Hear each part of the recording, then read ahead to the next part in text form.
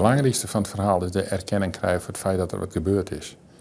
En de centen die is bijzaak. De gezondheid is het belangrijkste, daar steek ik het meest op in.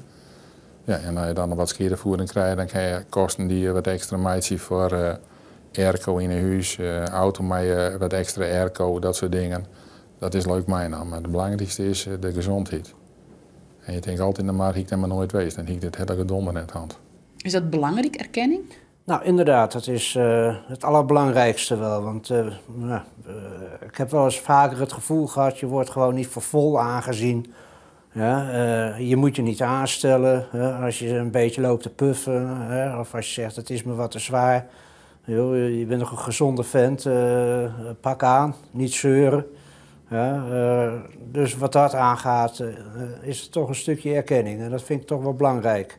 Als ik zorg dat het traject wat we trouw moesten met juridisch, dan kom je in een wirwar van bepalingen en wettelijke bewijzen die er wezen moeten. En ja, dat is echt ongelooflijk.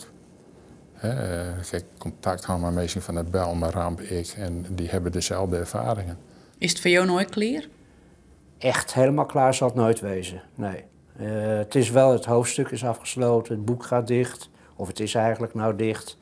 Maar ik word er toch elke dag weer mee geconfronteerd. Dus ik zal nooit kunnen zeggen, het is helemaal afgesloten.